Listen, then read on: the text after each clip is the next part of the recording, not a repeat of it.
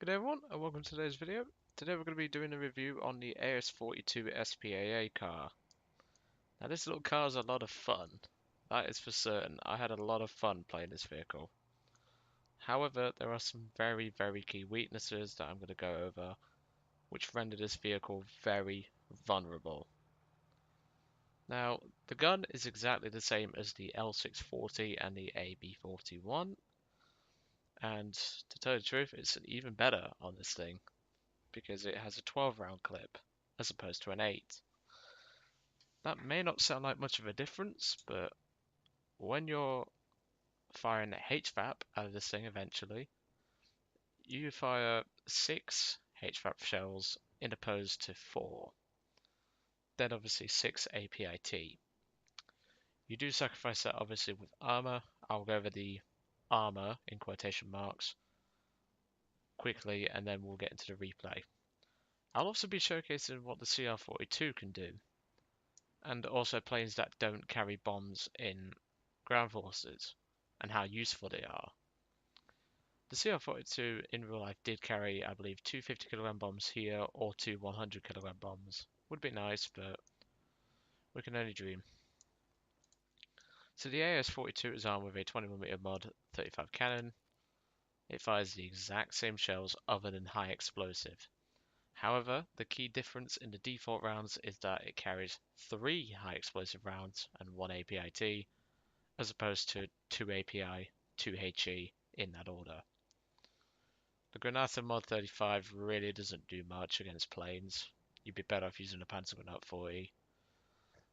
Then obviously the Perforante Mod 35 is exactly the same as the L640 and the AB41. And the Panzer Granat 40, you know from the Panzer II, you know it's going to wreck.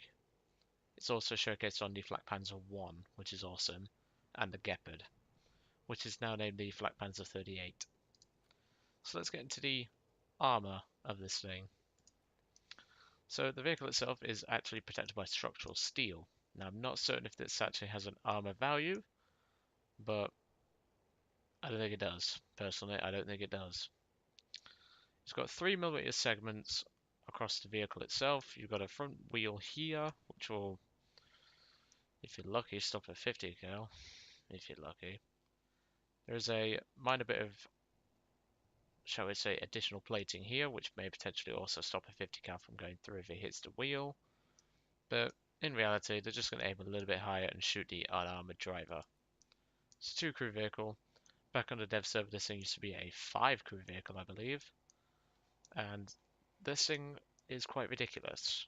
But with its 2 crew and very vulnerable to air and artillery fire as well as machine gun fire, it's very easy to take this vehicle out.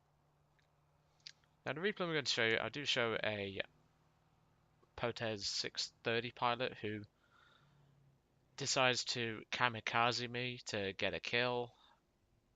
I don't know why you would, buddy, but we will see. And then I show what the CR42 can do in ground forces as an air superiority fighter. The CR42 in real life was a very good fighter. Served right up until 1944, I believe. So the car itself, the gunner does have some very minor protection in the form of a seat which is 20mm thick. I'm not entirely certain if this actually applies to actual armor, but he's got the gun itself to protect him and the actual casing where the turret rotates. The vehicle cannot fire directly backwards. It has about, it stops at about here where my cursor is. The gun will rotate to about here until it reaches the driver. Then you'll have to turn the vehicle to get a shot. The reason for this is because the gunner's seat would whack the driver in the back of the head and go through. The steering on this vehicle is responsive, but you can definitely tell this has no power steering. But the driver's left arm or right arm, I think it's the left arm that only does it though. When you turn the wheels all the way to the right, the driver's arm seems to dislocate and twist around. Now either Mario's got triple jointed limbs or he's just a badass and can take the pain. But hey, let's get into the replay, shall we? I believe it is. Yes, it is. Brothers in Arms, I called it. Because AS42, CR42, it makes sense in my opinion. So today's map is one of my favorites. I honestly can't remember names of maps because I am terrible at remembering. But I spawn on this side. I always spawn on this side. The reason for that is because then you can use the 20mm to very good effect. And I believe this is the battle where there is a Panzer II on my team. A Panzer II Dark. And he gets 16 kills. This might be the one. Yes, it is. It's Homep. This proves how long it's been this replays with Sat. I've completely forgot about who gets 16 kills. Pretty certain it's Homep. So I push up to my usual position to have a look around.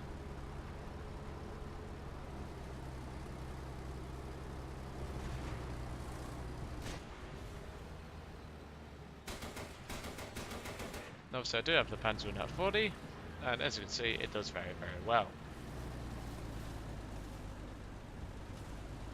That's my first kill of the match.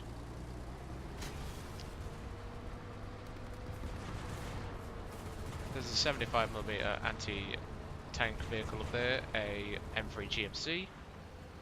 Very effective vehicle, but not against this thing.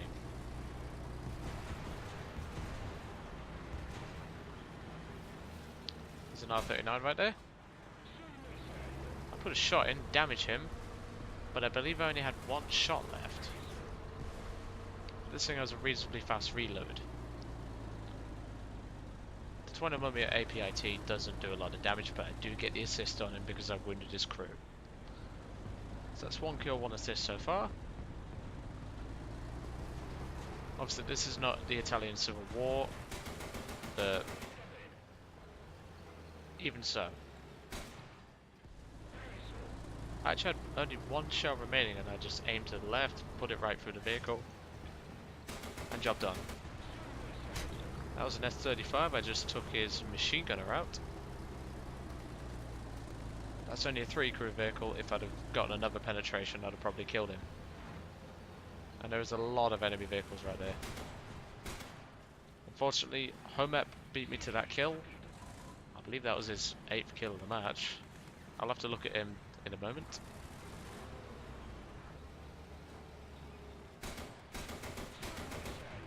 I accidentally hit the LVT right there. I wound the LVT itself.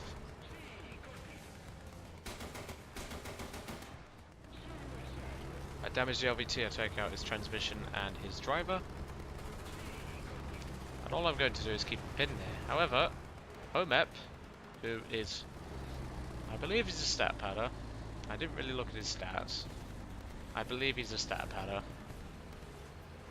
He just murders the enemy team. He's already up to 7 kills according to that. We'll have a quick look. Yes, he's up to 7. I mean, him are working quite well together here.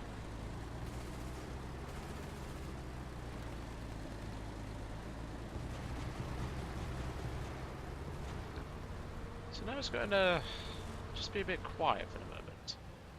There's an A13. I thought I one-shot him, but it wasn't. It was the APIT round straight for the turret that did the job.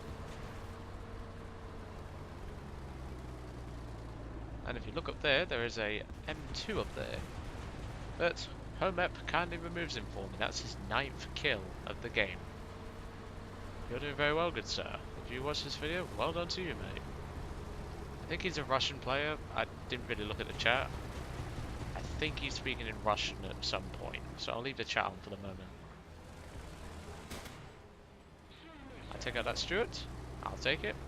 4th kill. 3 assists.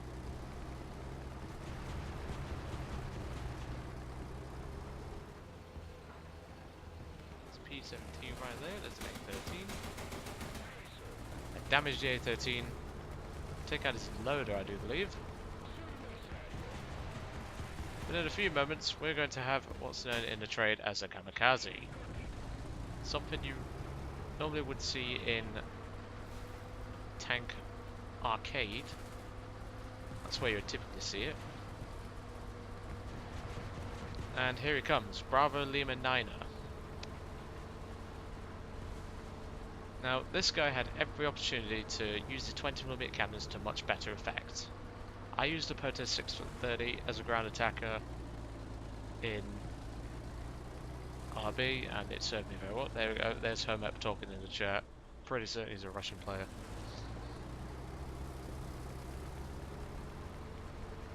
So at this point, we're just playing a waiting game. I punch him a little nice message saying Panzer 2B's job. It's around about this moment where Bravo Lima 9er is about to come in and kill me. He takes me out, yes. But he does get I thought he kamikazed. That's weird.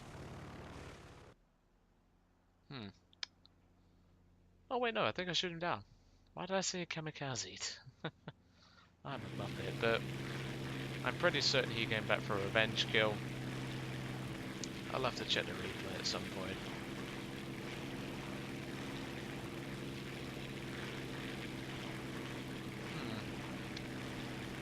Doesn't appear I did kill him. I damaged him, so maybe he got angry about that. I took out that CR, or that P36. There's Bravo Lima 9er. And this just shows what the CR42 is capable of. I take out his gunner. One of his engines is spluttering. And there we go. Job done. That's my second air kill. I call this replay Brothers in Arms because the CR42 is a perfect aircraft for doing this job. Third kill. The CR32 is very maneuverable. You can match most aircraft that it sees. It's got decent firepower. Just overall, it's a very capable aircraft. It's just the lack of bombs, which it did carry historically, is annoying, but only so much you can hope for, really. A lot of planes of War Thunder are missing their bomb loads, such as the Key 27 Otsu with its two 30kg bombs. I believe the Heinkel 111 is missing its 10kg bombs, which it can carpet bomb with, and the F4U-1A USMC is missing its bombs. So there's my fourth air kill for the match.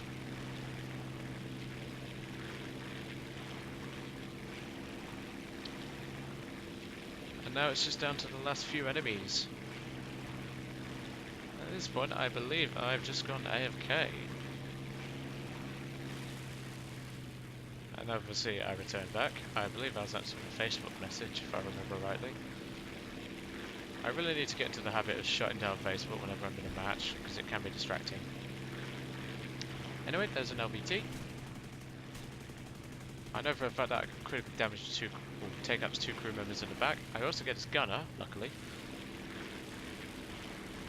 So I start to bring the plane around. And it is at this moment where EG11IL is about to come in. Now bear in mind there are 3 planes up, the BF-109, Key 27, and me. But for whatever strange reason, he chooses to go for me. The CR42 is more maneuverable than you, pal. And you've got a Key 27 which is just as maneuverable as me. I don't know why you would do that, but there's my ace in the Falco. I believe the last air kill of the Falco was in 1944 against a Hawker Hurricane, if I remember rightly. So it was a good plane. I believe there was the CR42 Biz, which could do about 300 miles an hour, which was absolutely amazing for a biplane. But now we're coming to the final point about fighters not running bombs in AB, or sorry, RB. Apologies about that message there.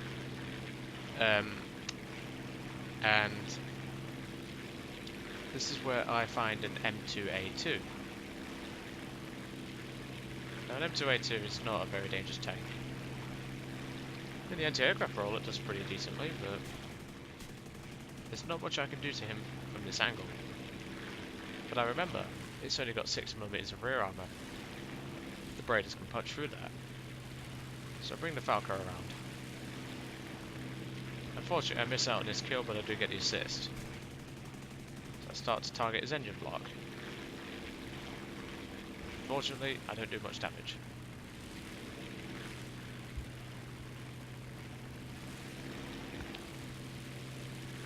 So we've had a pretty good game so far. I believe I did spade the AS42 after this match. And there we go, there's a fire, his engine's disabled. And for some reason my FPS dropped like a stone then.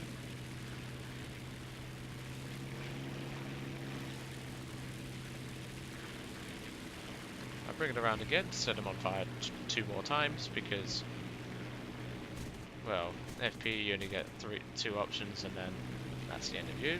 There's the second fire. Unfortunately I miss out on this kill, so it could have been a 5-5-5 game, but never mind.